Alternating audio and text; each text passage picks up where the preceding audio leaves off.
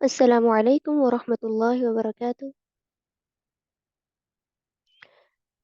جی امید ہے آپ سب اللہ کے فضل سے خیر و عافیت سے ہوں گے۔ اللہ تعالیٰ آپ سب کو اپنے فضل اور اپنی رحمت سے نوازے۔ الحمد للہ رب العالمین، والصلاة والسلام على أشرف الأنبياء وسيد المرسلين، أما بعد، فأعوذ بالله من الشيطان الرجيم، بسم الله الرحمن الرحيم، رب اشرح لي صدري ويسر لي أمري واحلل عقدة من لساني يفقه قولي، اللهم فقهنا في الدين، آمین۔ گزشتہ سے پیوستہ، جیسا کہ آپ جانتے ہیں کہ ہمارا ابھی پارہ نمبر 16 چل رہا تھا، اور رکوع نمبر 13، آیت نمبر 84۔ چونکہ اس پارے میں ہم زیادہ تر یعنی سورۃ طٰہٰ میں سارے واقعات تقریباً پڑھ رہے تھے کہ کبھی کس قوم کا واقعہ، کبھی کس قوم کا واقعہ، سارے انبیاء کا تذکرہ ہوا۔ تو آج ہم جدھر سے سٹارٹ کریں گے یعنی آیت نمبر 84 سے سورۃ طٰہٰ، تو یہاں سے موسیٰ علیہ السلام کی قوم کی جو آزمائش ہے اس کے بارے میں بتایا جا رہا ہے، یعنی موسیٰ علیہ السلام کا واقعہ بیان کیا جا رہا ہے۔ تو شروع کرتے ہیں۔ بسم اللہ الرحمن الرحیم، وما أعجلك عن قومك يا موسیٰ۔ چونکہ یہ موسیٰ علیہ السلام کی قوم کی بہت بڑی آزمائش تھی، چونکہ بنی اسرائیل کو حکم دیا گیا تھا کہ پاکیزہ چیزوں میں سے کھاؤ، سرکشی نہیں کرنی، تو کھا کے کیا کرنا ہے؟ شکر ادا کرنا ہے۔ تو اللہ تعالیٰ نے موسیٰ علیہ السلام کو تورات دینے کے لیے کوہ طور پر بلایا۔ پیچھے سے اب قوم کی آزمائش تھی کہ پیچھے سے کیا کرتے ہیں، چونکہ جب انسان کے پاس کوئی بڑا ہوتا ہے تو اس کی بات مانتا رہتا ہے، جیسے ہی وہ جو بڑا ہے وہ ادھر سے چلا جاتا ہے تو انسان اپنی پہلی حالت میں تھوڑا آنا شروع ہو جاتا ہے۔ اس لیے ان کے لیے ایک آزمائش تھی کہ اب پیچھے سے کیا کرتے ہیں۔ تو جب موسیٰ علیہ السلام کو اللہ تعالیٰ نے کوہ طور پر بلایا تو پیچھے سے انہوں نے کیا کیا، قوم نے ایک بچھڑا بنا لیا۔ سامری اس کا نام تھا، ایک شخص اس نے بچھڑا بنایا اور ساری قوم اس کی پوجا کرنے لگ گئی۔ تو جب موسیٰ علیہ السلام وعدے کے مطابق واپس پلٹے، کیونکہ وہ ہارون علیہ السلام یعنی اپنے بھائی کو وہ اپنی جگہ پر چھوڑ کے گئے تھے کہ آپ نے جو ہے قوم کی اوپر اب حکمرانی کرنی ہے، ان کا خیال رکھنا ہے، کوئی غلط کام نہ کرے، یعنی شرک۔ تو جو انہوں نے بچھڑا بنایا ہوا تھا اس کی گائے جیسی آواز بھی آتی تھی، تو اس وجہ سے وہ سمجھتے تھے شاید یہ سارا کچھ کرنے والا ہے، حالانکہ وہ تو کسی چیز کا نقصان کا نفع کا کوئی مالک نہیں ہو سکتا تھا۔ تو جب موسیٰ علیہ السلام واپس پلٹے تو ہارون علیہ السلام کو انہوں نے کہا کہ آپ نے یہ جان نشینی کی ہے میرے پیچھے سے، داڑھی سے پکڑ لیا، سر کے بالوں سے پکڑ لیا ہارون علیہ السلام کو۔ تو انہوں نے کہا کہ آپ مطلب قوم کے سامنے آپ میرا مذاق اڑا رہے ہیں، قوم ہنس رہی ہے مجھ پہ، میرا کوئی اس میں گناہ نہیں ہے۔ انہوں نے سرکشی کی، تکبر کیا، قریب تھا کہ یہ مجھے ہلاک کر دیتے، مجھے مار دیتے۔ میں تو بہت ان کو سمجھاتا رہا ہوں لیکن یہ قوم نہیں سمجھی۔ تو جب سامری سے کہا گیا کہ تیرا کیا معاملہ ہے، قال فما خطبک یا سامری، کہا کہ سامری تمہارا کیا معاملہ ہے؟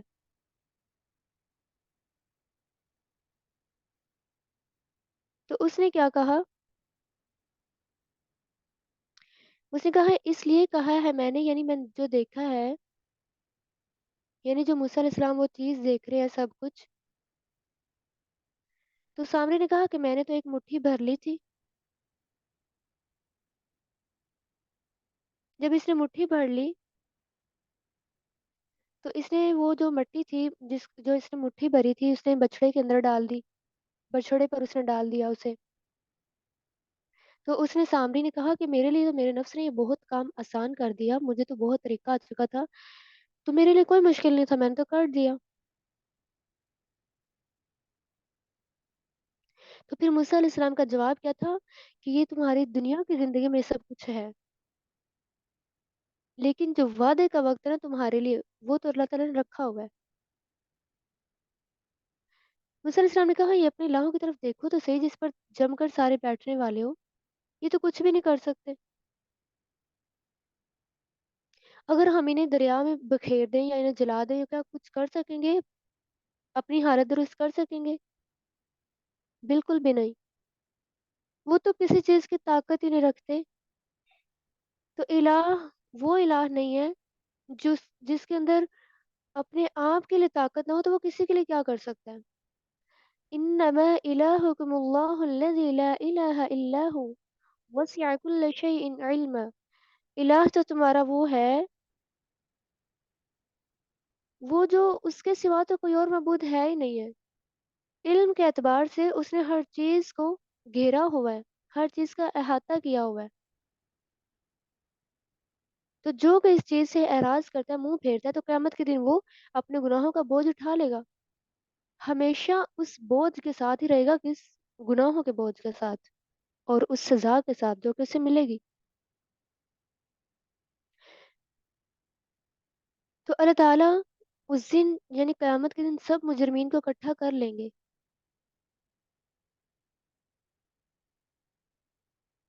سب کو ایسے لگے گا جیسے ہم 10 دن ٹھہرے ہیں دنیا میں، یعنی اس سے پتہ چلتا ہے دنیا بہت جو دنیا کی زندگی ہے یہ بہت تھوڑی دیر کے لیے ہے، ہمیشگی کی وہ جو زندگی ہے وہ آخرت کی ہے۔ اس کے بعد رکوع نمبر 15 میں بتایا جا رہا ہے لوگوں کا سوال یعنی قیامت کے بارے میں۔ وَيَسْأَلُونَكَ عَنِ الْجِبَالِ، یعنی لوگ جو ہے وہ پہاڑ کے بارے میں سوال کرتے ہیں۔ فرمایا ان سے کہیے کہ اللہ تعالیٰ یہ سب کچھ بخیر دیں گے قیامت کے دن۔ یہ قیامت کا منظر بیان کیا جا رہا ہے، ہر چیز چٹیل میدان ہو جائے گی، سب کچھ تباہ و برباد ہو جائے گا، زمین بالکل ٹیلے کی طرح بن جائے گی، بالکل صاف۔ اب تو کہیں سبزہ ہے، کہیں گھر بنے ہیں، تب بالکل صاف ہو جائے گی۔ اور اس دن صرف سب کے آنسو، آہٹ، دلوں کی آہٹ، آوازوں کی آہٹ، بس یہی سنائی دے رہا ہوگا۔ اس دن تو کسی کی کوئی سفارش بھی کام نہیں آئے گی، جو یہ الہ گڑ رہے ہیں اس دن یہ بھی نہیں کام آئیں گے۔ ہر کوئی اللہ کے آگے ہی اپنا چہرہ جھکا کر کھڑا ہوگا، تب یہ بالکل بھی سرکشی نہیں کر سکیں گے۔ دنیا میں تو ان کی سرکشی چل رہی ہے، اللہ تعالیٰ مہلت دے رہے ہیں، لیکن آخرت میں ان کی سرکشی بالکل بھی کام نہیں آئے گی۔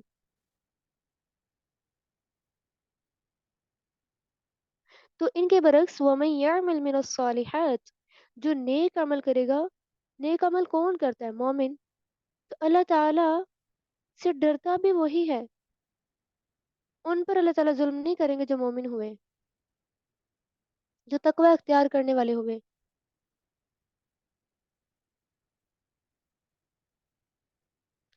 اس کے بعد رکوع نمبر 16 میں آدم علیہ السلام کا واقعہ بیان کیا جا رہا ہے، جو کہ انسان کی ایک حقیقت ہی بتائی جا رہی ہے بار بار، اور قیامت کے بارے میں بتایا جا رہا ہے، اور دنیا کی زندگی میں بارے میں بتایا جا رہا ہے کہ یہ بہت حقیر سی دنیا، اس کے پیچھے انسان کیا کیا کر لیتا ہے۔ تو چونکہ آدم علیہ السلام اور حوا علیہ السلام کے لیے بھی ایک آزمائش ہی تھی، وَلَقَدْ عَهِدْنَا إِلَىٰ آدَمَ مِن قَبْلُ فَنَسِي، یعنی آدم علیہ السلام اور حوا علیہ السلام سے اللہ تعالیٰ نے وعدہ لیا تھا کہ جنت میں جو ایک درخت تھا اللہ تعالیٰ بہتر جانتے ہیں، اللہ تعالیٰ نے کہا تھا اس کے پاس نہیں جانا، لیکن ابلیس جو تھا وہ تو جنت سے نکلوانا چاہتا تھا۔ تو اس نے کیا کہا؟ پہلے تو سب سے پہلے ابلیس نے سجدہ نہیں کیا تھا، جبکہ فرشتوں نے سجدہ کر دیا تھا آدم علیہ السلام کو، لیکن جیسے ہی اللہ تعالیٰ نے حوا علیہ السلام اور ان کو وہاں پہ رکھا، کہ اللہ تعالیٰ نے کہا تھا نا جنت میں نہ تو بھوک آپ کو محسوس ہوگی، ٹھیک ہے، اور نہ ہی آپ عریاں ہوں گے، لیکن یہ جو ابلیس ہے تب بھی اس نے کیا کیا، آدم علیہ السلام اور حوا علیہ السلام کے ساتھ سرکشی کی، کہنے لگا اس کا پھل کھاؤ، تب تو آپ لوگ جنت میں رہ سکو گے اگر اس کا پھل کھا لیا۔ الٹ بات کر رہا تھا نا، مزین کر کے دکھا رہا تھا دنیا کو کہ دنیا یہ جو نیچے زمین ہے، زمین پہ جانا بہت افضل ہے، یہ ان کو یہ مزین کر کر کے دکھا رہا تھا۔ تو اللہ تعالیٰ نے ان کو بے لباس بھی کر دیا دونوں کو، آدم علیہ السلام اور حوا علیہ السلام، پھر وہ ایک دوسرے پر پتے چپکانے لگے، تو انہوں نے نافرمانی کی نا، تو نافرمانی سے کیا ہوا، جنت سے اللہ تعالیٰ نے نکال دیا۔ تو اس سے پتہ چلتا ہے کہ یہ آزمائش تھی تاکہ بنی آدم کو پتہ چل جائے کہ اگر ہم نے بھی اس طرح نافرمانی اللہ کی کوئی بھی نافرمانی، تو اللہ تعالیٰ ہمیں بھی جنت میں نہیں لے کے جائیں گے۔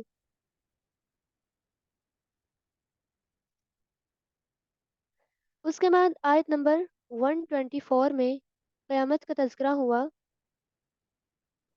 یعنی اس دن جو مجرمین ہیں، جو ابلیس کا پیچھا کرتے ہیں، اس کی پیروی کرتے ہیں، شرک کرتے ہیں، ان کو اللہ تعالیٰ قیامت کے دن اندھا کر کے اٹھائیں گے، اندھا کر کے کھڑا کریں گے، اور پھر انسان کہے گا میں آج دیکھنے والا کیوں نہیں ہوں۔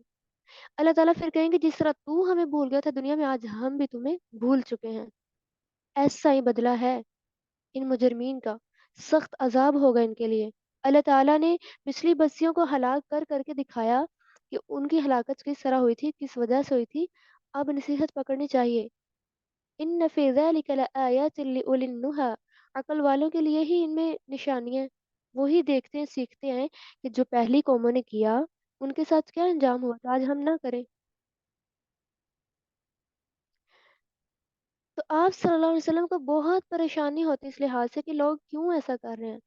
رکوع نمبر 17 میں بتایا جا رہا ہے، فرمایا فاصبر علی ما یقولون وسبح بحمد ربک، اللہ تعالیٰ فرما رہے ہیں آپ صبر کیجئے، تسبیح بیان کیجئے، حمد بیان کیجئے اپنے رب کی۔ سورج طلوع ہونے سے پہلے اور اس کے غروب ہونے سے پہلے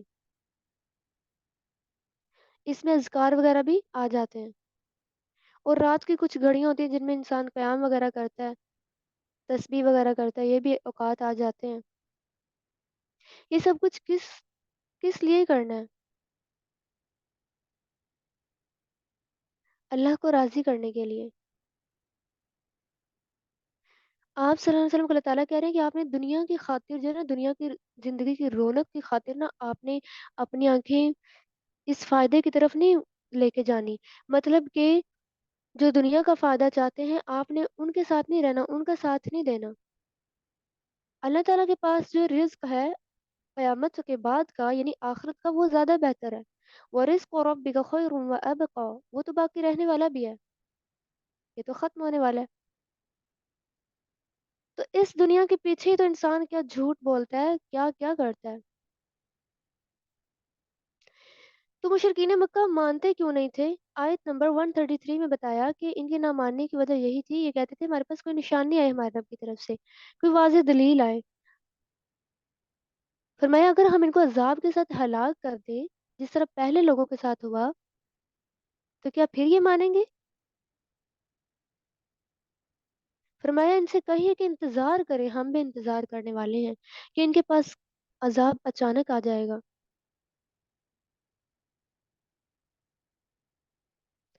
صرف انسان کا تکبر، انسان کی سرکشی، یہ دو چیزیں جو ہوتی ہیں یہ انسان کو ماننے نہیں دیتی ہیں۔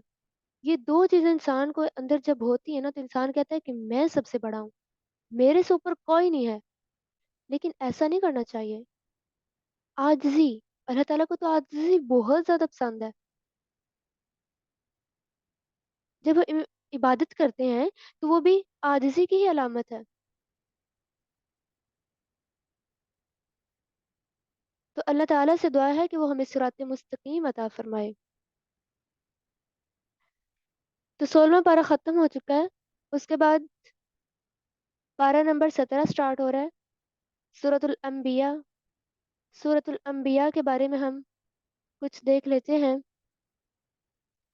बुखारी ने अब्दुर्रहमान से नकल की कि अब्दुल्लाह बिन मसऊद ने फरमाया, बनी इसराइल, सूरत कहफ, सूरह मरियम, तौहा, सूरह अंबिया, ये इब्तदाई और इंतहाई फसीह सूरतें हैं।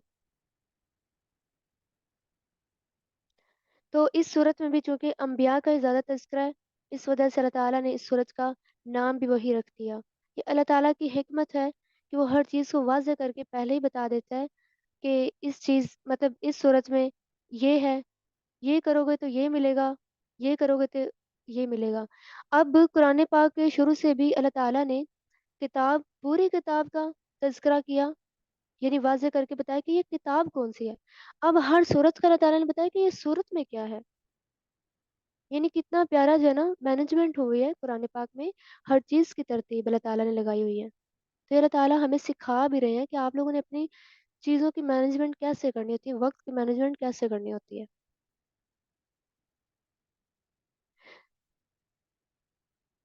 तो शुरू करते हैं। बिस्मिल्लाहिर्रहमानिर्रहीम। इक़्तरब लिन्नासि हिसाबुहुम वहुम फ़ी गफ़लतिन मुअरिदून। सबसे पहली आयत में अल्लाह ताला ने क़यामत का तज़किरा बयान किया। क्यों? अल्लाह ताला ने हिसाब का दिन सबसे पहले बता दिया कि हिसाब का दिन रखा हुआ है, ताकि इसी आयत के मुताबिक हर कोई अपना मुआख़ज़ा करे कि मैं क्या कर रहा हूँ, किस चीज़ के लिए मेरी ज़्यादा तैयारी है, किस चीज़ में मैं आगे बढ़ रहा हूँ। फरमाया जो लोगों के हिसाब का वक़्त है वो बहुत करीब है, लेकिन लोग हैं गफ़लत में। आज हम इस दुनिया की ज़िंदगी में इतने मगन हो चुके होते हैं कि हमें क़यामत, आख़िरत बिल्कुल भूल चुकी होती है। अल्लाह ताला फरमा रहे हैं ये जो ज़िक्र है, ये जो कुरान है ये नया नहीं आया है। जो लोग इसको नया समझते हैं बस खेल-कूद का ज़रिया बनाते हैं। क्यों खेल-कूद का ज़रिया बनाते हैं? ये मुशरिकीन का तर्ज़ अमल है, उनका हाल बयान किया जा रहा है। लाहियतुन क़ुलूबुहुम, क्योंकि उनके दिल गाफ़िल होते हैं। और दिल गाफ़िल होते ही तब है, मोहर लगती तब है जब इंसान गुनाह ज़्यादा करना शुरू कर देता है। तो अल्लाह ताला उस इंसान के दिल को खुद ब खुद ही उस पे मोहर लगा देते हैं, जो दिल खुद ब खुद हिदायत नहीं चाहता। ये ज़ालिम कौन थे? इन्होंने कहा अंबिया को कि आप तो हमारे जैसे इंसान हैं, जादूगर हैं, मतलब इन्होंने बहुत कुछ कहा। फरमाया क़ाल रब्बी यअलमुल क़ौला फ़िस समाइ वल अर्ज़। अंबिया के आगे से जवाब क्या होता था? वो कहते थे कि अल्लाह ताला हर कुछ जानता है ज़मीन और आसमान में, कि कौन क्या बात कहता है। इनका अंजाम आखिरत में इनको पता चल जाएगा जो ये बातें करते हैं। ये कहते हैं गढ़ी हुई चीज़ है ये। अल्लाह ताला फरमा रहे हैं पहली बस्तियों को इस वजह से तो हमने हलाक किया कि वो ईमान ना लाई, नहीं मानते थे। आप सल्लल्लाहु अलैहि वसल्लम चूँकि परेशान बहुत ज़्यादा होते थे, आयत नंबर 7 में अल्लाह ताला ने आप सल्लल्लाहु अलैहि वसल्लम को तसल्ली दी है कि ये सिर्फ़ आपके साथ नहीं ऐसा हो रहा, ये पिछले जो अक़वाम थी, उन अंबिया के साथ भी ऐसा होता रहा। बहुत ज़्यादा लोग जो थे, ताने देते थे, दीन की वज़ह से सरकशी करते थे। फरमाया हमने उनके जिस्म बनाए थे, वो भी खाते-पीते थे। चूँकि ये जो मुशरिकीन थे, मुनाफ़िकीन ये कहते थे कि हम ऐसा नबी आया है कि जो खाता भी है, पीता भी, चलता-फिरता भी है। यानी ये फ़रिश्ता चाहते थे ना कि फ़रिश्ता आए हमारी रहनुमाई के लिए। लेकिन अल्लाह की हिकमत है कि अल्लाह ताला इंसानों की ज़ुबान की लिहाज से ही इंसान को अल्लाह ताला ने मबूस फ़रमाया। अगर कोई फ़रिश्ता आता तो इंसान फ़रिश्ते की बात ना समझ पाते और फ़रिश्ता इंसान की बात ना समझ पाता। उसके बाद रुकू नंबर 2 में पहली कौमों का हाल बयान किया जा रहा है कि अल्लाह ताला ने किस तरह उनके ज़ुल्म की वज़ह से पूरी की पूरी बस्तियाँ तोड़ कर रख दी, हलाक कर दिया उनको। उन पर अचानक अज़ाब आया, फिर भागने लग पड़े।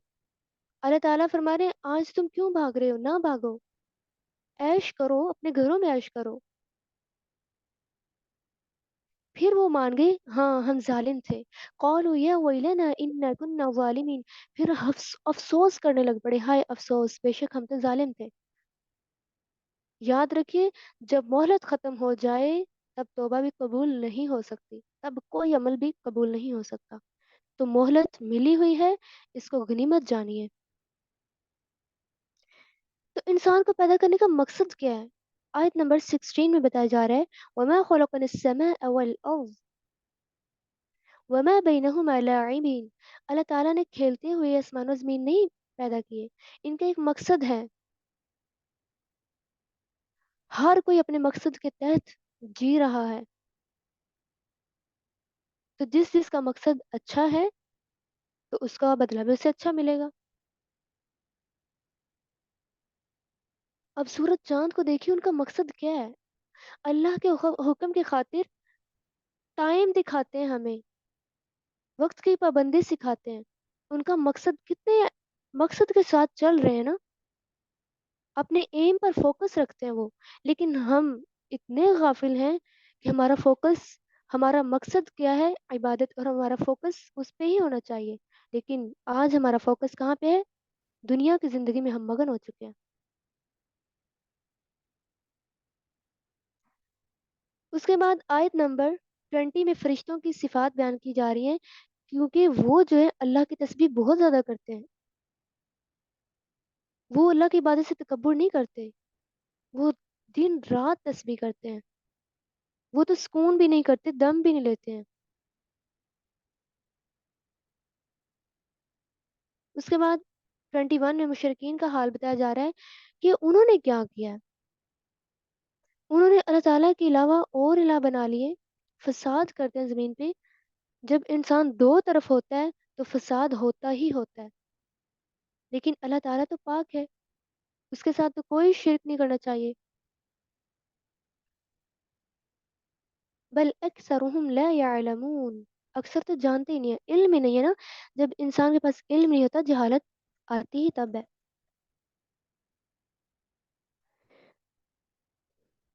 اللہ کی قدرت واضح کی جا رہی ہے کہ وہ رب کون ہے۔ 28 آیت میں یعلم ما بین ایدیہم وما خلفہم، وہ تو اگلے پچھلے حالات سے واقف ہے، وہ سفارش اس کی کرے گا جس کو وہ چاہے، جس سے وہ راضی ہو، اسی سے ڈرنا چاہیے۔ پھر مقصد بھی یہی ہونا چاہیے نا کہ انسان نے اگر سفارش کروانی ہے، شفاعت کروانی ہے، تو اس کو ڈرنا بھی تو اللہ تعالیٰ سے چاہیے۔ تو ان مشرکین کا انجام کیا ہوگا؟ جہنم۔ اللہ تعالیٰ ایسے ہی بدلہ دیتے ہیں ان کو۔ اس کے بعد رکوع نمبر 3 میں تاکیدی حکم کیا جا رہا ہے، چونکہ پیچھے مشرکین کا حال بیان کیا، تو اس لیے تاکیدی حکم ہے کہ آپ لوگوں نے ایسا نہیں کرنا۔ اولم یر الذین کفروا ان السماوات والارض كانتا رتقا ففتقناهما، یعنی جنہوں نے کفر کیا انہوں نے دیکھا نہیں ہے کہ آسمان اور زمین ملے ہوئے تھے، پہلے ملے ہوئے تھے، پھر اللہ تعالیٰ نے ان کو جدا جدا کیا، الگ الگ کیا۔ کتنی بڑی قدرت کی نشانی ہے۔ پھر پانی اتارتے ہیں اللہ تعالیٰ، اس کے ذریعے سے پودے اگاتے ہیں، اور آسمان کو اللہ تعالیٰ نے ایک چھت بنایا ہوا ہے، محفوظ چھت، لیکن اس نشانیوں سے اعراض کرتے ہیں یہ۔ وَهُوَ الَّذِي خَلَقَ اللَّيْلَ وَالنَّهَارَ وَالشَّمْسَ وَالْقَمَرَ، وہی ہے جس نے رات کو پیدا کیا، دن کو پیدا کیا، سورج اور چاند کو بنایا۔ وہ تو ہر کوئی اپنے اپنے مدار میں تیر رہے ہیں، ہر کوئی اپنی اپنی ڈیوٹی پوری کر رہا ہے، تو آج ہم اپنی ڈیوٹی سے کیوں غافل؟ سوچنے کی بات ہے۔ حالانکہ کل نفس ذائقۃ الموت، ہر نفس نے موت کا مزہ چکھنا ہی چکھنا ہے، پتہ بھی ہے کہ موت آنی ہے، تو پھر انسان کو غافل نہیں رہنا چاہیے۔ یہ اللہ تعالیٰ کی طرف سے آزمائش کہ کبھی اللہ تعالیٰ کبھی برائی، یعنی کبھی کوئی اچھی چیز انسان کو مل جاتی ہے، کبھی اپنی طبیعت کے مطابق نہیں مل پاتی، تو یہ آزمائش ہوتی ہے کہ کون اب اس رد عمل پر کیا کرتا ہے۔ لیکن ہر حال میں اللہ کا شکر اور تکلیف آنے پر صبر کرنا چاہیے، کیونکہ انسان جو ہے خلق الانسان من عجل، انسان جو ہے وہ اجرت کے خبیر سے پیدا کیا گیا، یعنی بہت جلدی کرتا ہے انسان، بہت جلد چیز چاہنے والا ہوتا ہے، لیکن صبر بہت ضروری ہوتا ہے۔ جو مشرکین جو تھے یہ کہتے تھے وہ وعدہ کب آئے گا، یہ بھی جلدی مچاتے تھے اس کے لیے، تو اللہ تعالیٰ کہہ رہے ہیں کہ ان کے جو چہرے ہوں گے اس دن آگ میں ہوں گے، ان کی پشتیں بھی، ان کی کوئی مدد نہیں کر سکے گا۔ لے پانی تو پی وہ کے ان ذرا. پہ اچانک آئے گی، قیامت ان پہ اچانک آئے گی، پھر کسی کو مہلت نہیں ملے گی۔ آج یہ رسولوں کا مذاق اڑاتے ہیں، ان لوگوں ان کا کو رلا. مذاق اڑاتے ہیں جو ایمان لائے ہیں، اس دن ان کا مذاق انہی پر ہی آئے گا۔ اس کے بعد رکوع نمبر 4 میں توجہ دلائی جا رہی ہے، اللہ تعالیٰ پھر توحید اور قدرت کے نشانے سے واضح کر رہے ہیں کہ کس کو پکارنا ہے۔ قُلْ مَن يَكْلَؤُكُم بِاللَّيْلِ وَالنَّهَارِ مِنَ الرَّحْمَنِ، یعنی وہ اللہ ہی ہے جو رات اور دن نگرانی کر رہا ہے، پھر بھی انسان اعراض کرتا ہے۔ اس کے لیے نہیں کوئی الہ بنانا اور نہ ہی اس کے سوا کوئی الہ ہے۔ میں دے دیا تھا. اللہ تعالیٰ فرما رہے ہیں یہ جو کافر کر رہے ہیں، اتنی سرکشی کر رہے ہیں، لیکن پھر بھی کیا ہے، نَنْقُصُهَا مِنْ أَطْرَافِهَا، اللہ تعالیٰ ان کی زمین کو کیا کر رہے ہیں، گھٹاتے جا رہے ہیں، یعنی پھر بھی اسلام ہی غالب آ رہا ہے۔ اتنی ہوتی چاہتے ہوتی. تو چونکہ یہ سرکشی کرتے تھے، تو یہ ہمارے جیسے انسان ہی کیوں ہے، تو اللہ تعالیٰ یہاں پہ بتا رہے ہیں کہ ڈرانے کے لیے، جو نہیں مانتا ان کو ڈرانے کے لیے بھیجا۔ انبیاء کے آنے کا مقصد یہ ہے، جو ماننے والے ان کو خوشخبری دینا، جو نہیں مانتا تو پھر اس کے لیے عذاب ہی ہوگا۔ عذاب کا ایک جھونکا، اب گرم ہوا ہمیں یہاں پہ لگتی ہے تو ہماری جو طبیعت ہوتی ہے اتنی ناساز ہو جاتی ہے، تو سوچئے آخرت کی جو جہنم کی جو ہے ہوا کتنی سخت ہوگی۔ اللہ تعالیٰ ہمیں محفوظ فرمائے۔ اس دن تو ایسے ظالموں کے لیے ہلاکت ہوگی، پھر افسوس کرے گا ظالم۔ ظالم کون ہوتا ہے؟ ظلم کرنے والا، اور ظلم کیا ہوتا ہے؟ شرک کرنا، اللہ کے برابر کسی کو مقام دے دینا۔ اس دن ترازو جب رکھا جائے گا، ذرا برابر بھی، اللہ تعالیٰ کہتے ہیں ایک رائی کا جو دانہ ہوتا ہے وہ بھی لے آئیں گے اللہ تعالیٰ، اس رائی کے دانے کے برابر بھی اگر کسی کا گناہ یا نیکی ہوئی اس کو بھی تولا جائے گا، کسی پر ظلم نہیں کیا جائے گا کہ اگر کسی کی نیکی بڑھ رہی ہے تو اللہ تعالیٰ اسے کم کر دے، ایسا نہیں ہوگا۔ اس کے بعد موسیٰ علیہ السلام کا ذکر ہے آیت نمبر 48 میں، وَلَقَدْ آتَيْنَا مُوسَى وَهَارُونَ الْفُرْقَانَ، یعنی موسیٰ علیہ السلام اور ہارون علیہ السلام کو اللہ تعالیٰ نے فرقان یعنی تورات دی تھی، وہ بھی فرق کرنے والی تھی حق و باطل میں، اور نصیحت تھی اس میں ان کے لیے، متقین کے لیے، وَذِكْرًا لِّلْمُتَّقِينَ۔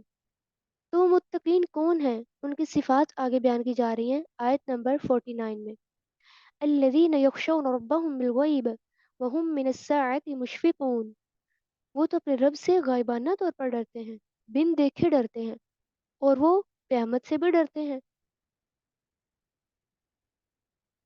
تو اللہ تعالیٰ فرما رہے ہیں یہ ایک نصیحت ہے، کیا پھر اس سے بھی انکار کرنے والے ہو؟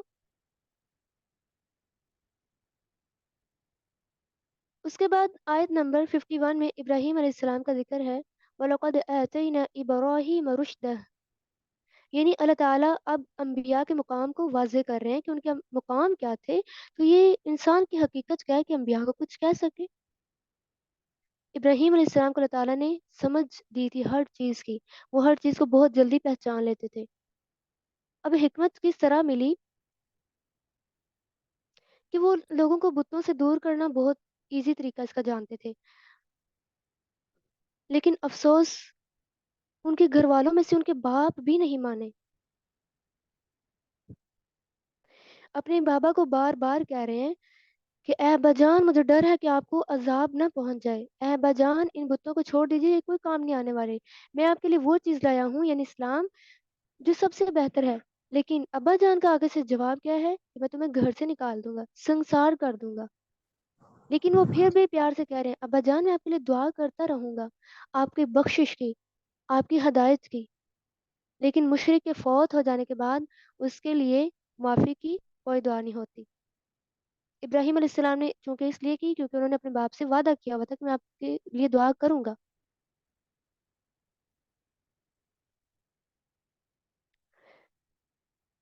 تو ابراہیم علیہ السلام قوم کو بتا رہے ہیں، قوم کی جو غلطی ہے سب سے پہلے اس کو پوائنٹ آف کر رہے ہیں کہ یہ جو آپ لوگوں کی غلطی ہے، آپ لوگ جو بتوں پہ جمے بیٹھے ہو، یہ کچھ کر سکتے ہیں؟ یہ تو کچھ بھی نہیں کر سکتے۔ ابراہیم علیہ السلام تو عید کے دلائل بھی دے رہے ہیں کہ جس نے پیدا کیا ہے، کائنات بنائی ہے، اس کی عبادت کرو۔ جب ابراہیم علیہ السلام نے سمجھا تو انہوں نے سب کچھ دیکھ بھی لیا کہ یہ مان ہی نہیں رہے، تو انہوں نے کہا کہ چونکہ نا یہ جو مشرکین ہوتے ہیں ان کا ایک میلے کا دن ہوتا ہے، عید کا دن ہوتا ہے، تو ابراہیم علیہ السلام نے کہا کہ ان کے عید کے دن جب یہ چلے جائیں گے نا تو پیچھے سے میں ان کے بتوں کے ساتھ جو چال چلوں گا نا وہ پھر یہ خود دیکھ لیں گے۔ قوم کے ضمیر کو جھنجھوڑنے کے لیے انہوں نے کیا کیا، انہوں نے حق کو واضح کرنا تھا کہ توحید توحید ہی ہے، تو ابراہیم علیہ السلام نے ان کے بتوں کو جو تھے نا وہ ٹکڑے ٹکڑے کر دیے، پیسز کر کر کے علیحدہ علیحدہ رکھ دیے۔ یہ سمجھانا تھا انہوں نے قوم کو، کیونکہ جو قوم تھی وہ عید کے دن میلے کے دن گئی ہوئی تھی منانے کے لیے۔ بڑے بت کے علاوہ انہوں نے باقی توڑ دیے ابراہیم علیہ السلام نے۔ بڑے بت کے کندھے پر کلہاڑی رکھ دی تاکہ لوگ سمجھیں کہ یہ کیسے ہوا سب کچھ۔ جب قوم واپس آئی تو کہنے لگے سارے کہ ہمارے الہوں کے ساتھ کس نے ایسا کیا، البتہ وہ گمراہی میں ہو جس نے ہمارے بتوں کے ساتھ ایسا کیا۔ پھر ان کو یاد آیا کہ ایک شخص ہمارے پاس آتا ہے جو باتیں کرتا رہتا ہے کہ اللہ کی عبادت کرو، اللہ کی طرف آؤ، تو انہوں نے کہا کہ ہو سکتا ہے اس سے چال چلی ہو، تو ایک شخص نے بتایا کہ اس کا نام ابراہیم ہے۔ تو جب انہوں نے سنا ابراہیم علیہ السلام کا نام تو انہوں نے کہا کہ اسے لے کے آئیں۔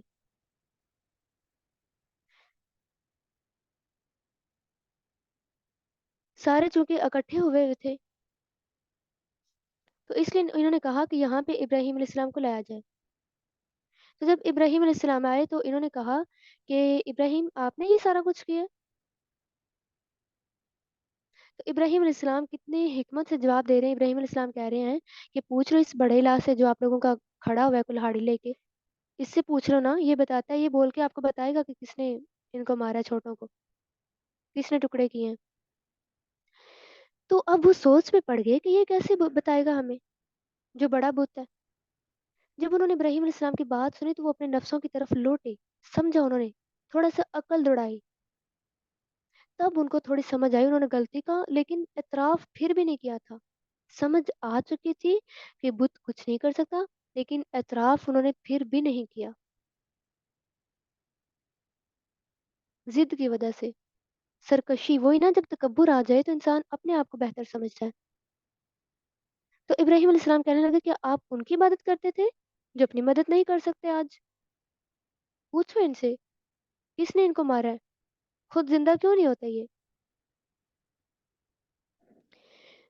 تو قوم نے کیا کیا، کہا جاتا ہے کہ قوم نے آگ جلائی ان کو، یعنی کہا کہ ابراہیم علیہ السلام کو اس آگ میں ڈال دیا جائے۔ تو ایک گلیل انہوں نے لی، جس طرح آج کل بھی بچے کھیلتے ہیں، تو انہوں نے اس طرح کی ایک گلیل لی، کافی بڑے، مطلب انہوں نے ایک کمرے ٹائپ تھی جگہ جہاں پہ انہوں نے آگ جلائی، تو ابراہیم علیہ السلام کو اس میں پھینک دیا، تو اللہ نے آگ کو حکم دیا یا نار کونی بردم و سلاما، یعنی ٹھنڈی ہو جا اور سلامتی والی ہو جا۔ تو اللہ کے حکم سے وہ آگ ٹھنڈی ہو گئی اور سلامتی والی ہو گئی، تو ابراہیم علیہ السلام کے اللہ تعالیٰ نے حفاظت کی نا۔ سارے جانور پانی پھینک رہے تھے تاکہ آگ ختم ہو جائے، جو چھپکلی تھی وہ پھونکے مار رہی تھی تاکہ آگ اور زیادہ بڑھ جائے، تو اسی لیے یہ جو چھپکلی ہے اس کو مارنا چاہیے، جہاں بھی یہ نظر آئے اس کو مارنا چاہیے، کیونکہ یہ بھی دشمن تھی انبیاء کی۔ تو ابراہیم علیہ السلام جب آگ میں تھے وہ یہی دعا کر رہے تھے، حسبنا اللہ و نعم الوکیل، اللہ تعالیٰ کافی ہے، وہ تو بہت اچھا کارساز ہے۔ یعنی اتنے تپش میں ہے، اتنی تکلیف میں ہے، پھر بھی اللہ سے دعا کر رہے ہیں۔ تو اسی لیے جب بھی انسان کے اوپر کوئی تکلیف آئے سب سے پہلے رجوع اللہ کی طرف کرنا چاہیے، یہ نہیں کہ خوشی میں اللہ کو بھول جائیں، ہر حال میں، خوشی ہو تو شکر، غمی ہو تو صبر۔ تو ابراہیم علیہ السلام کی خوبیاں دیکھیں، نماز اور زکوٰۃ کا حکم بھی دیتے، عبادت کرنے والے تھے، نیک تھے، اللہ تعالیٰ نے ان کو امام بنا دیا۔ لوط علیہ السلام کو بھی نبوت عطا کی۔ سردوم کی بستی جب ابراہیم علیہ السلام نے ہجرت کی اس کی طرف تو لوط علیہ السلام کو وہاں نبی بنا کر بھیجا گیا۔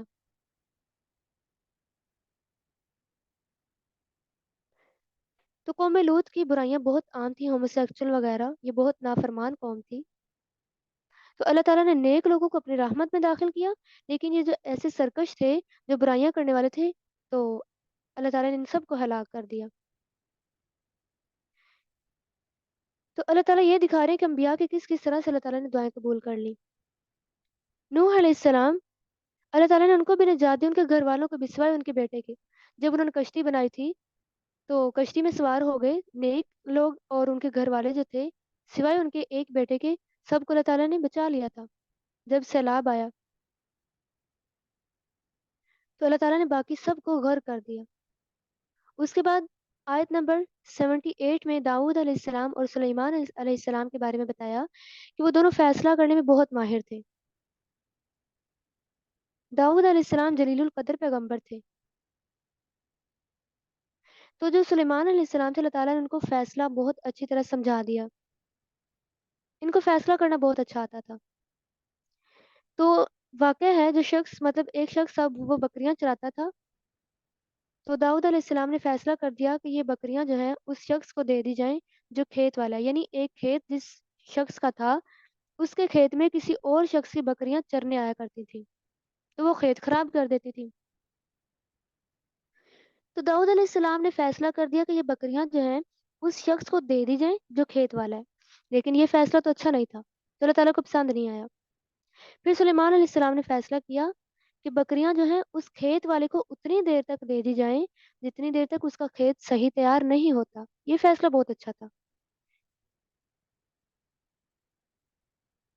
کتنا کمال کا فیصلہ تھا۔ تو اللہ تعالیٰ نے ان کو زیادہ جو ہے وہ فیصلہ کرنے میں حکمت عطا کی ہوئی تھی۔ تو داؤد علیہ السلام کے ساتھ اللہ تعالیٰ نے پہاڑوں کو مسخر کیا، یعنی جب وہ چلتے تو پہاڑ ان کے ساتھ تسبیح بیان کرتے، پرندے تسبیح بیان کرتے، اور وہ لباس بھی بنا لیتے تھے۔ اور سلیمان علیہ السلام، ان کے ساتھ اللہ تعالیٰ نے ہوا کو مسخر کیا ہوا تھا،